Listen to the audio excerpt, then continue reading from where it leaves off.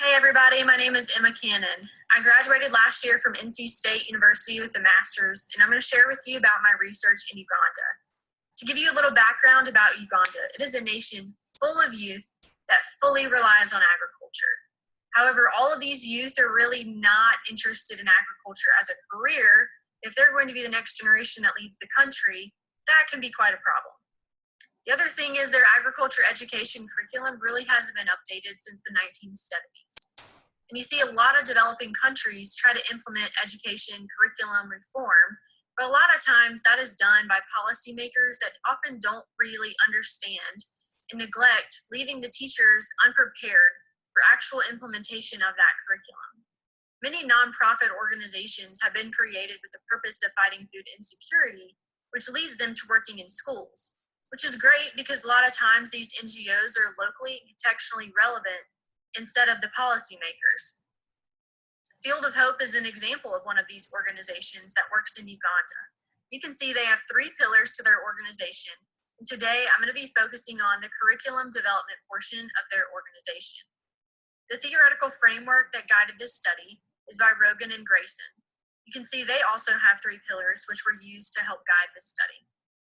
The purpose of this study is to explore and derive meaning from the experiences of the instructors teaching agricultural education in secondary schools partnered with the INGO, Field of Hope, who were given a new S1 or freshman year agriculture education curriculum to implement through a basic qualitative approach.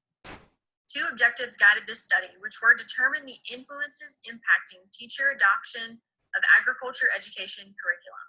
The second being determine the barriers that prevent teachers from adopting the curriculum. The methodology I utilized was basic qualitative inquiry. Just really understanding through interviews and being in person with these people and uncovering real stories told by people in their natural setting. By Lincoln and Guba, I was able to really utilize naturalistic inquiry. To utilize this To interview these people, I had 8 participants. They were chosen through purposive sampling, through criterion-based selection. They were all given pseudonyms to protect their identity. These were done in semi-structured one-on-one interviews, where I utilized observations and field notes, as well as the interviews. To analyze all of this data, it was first transcribed. Then I did a first round coding of in vivo coding by Saldana, and then broke that further down into axial coding, which led me to develop themes which turned into findings. To make sure that this research is valid, trustworthy, incredible, transferable, I was able to triangulate the data that I collected, create a rich and thick description. What makes this unique is I was also able to travel back to Uganda after collecting and sorting through the findings to make sure that what I'm reporting is exactly what these Ugandans felt. Our finding was shifting from theoretical to practical applications. For the first time, students were able to really practically apply what they were learning in the classroom directly to the garden or working with animals. Because of this new way of learning became a new way of thinking. Critical thinking became something that students did often, which led to the inclusivity of all learning types. Teachers were no longer giving lectures, chalk talks. They were able to make the learning learner-centered. They had new ways of assessing students, and they were able to actually engage the community, which a lot of the times is subsistence farming, into what was happening in the classroom. Our second finding were barriers, and there were lots of them.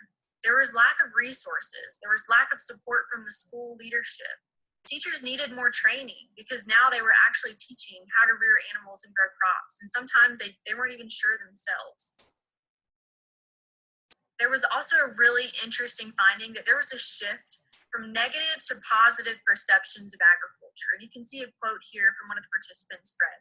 Most young people know that agriculture is a form of punishment, but with this curriculum, they are learning they can earn a living, and they're having an attitudinal change. Conclusions that related to the objectives of the study. There were influences impacting teacher adoption, which were these students were now experiencing learner-centered education. Students were thinking critically, and they were being provided practical experiences. They were also reporting that now these students can survive. And again, for a developing country, that's huge. There were barriers to adoption, lack of support from school leadership, lack of resources, not enough equipment, They needed additional training, and this was actually a form of punishment. What the research recommends to further research is looking into Kolb's experiential learning model, or the diffusion of innovations, to see if students' knowledge was transferring to their parents. Women's and gender study could understand more the acquisition of agricultural knowledge and how it benefits women in the country economically. The students' capacity of agriculture increased as a result of this curriculum adoption. Practical recommendations would be to further engage with country contacts through the Ministry of Education to encourage a nationwide adoption of this curriculum.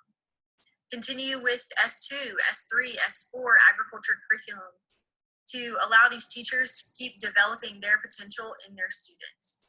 Addition of agriculture clubs should also be explored to supplement the curriculum and provide students an outlet for leadership. Abongami Gum, or God bless you. I hope you can enjoy this fun scavenger hunt at the end and figure out where these QR codes take you. Thank you.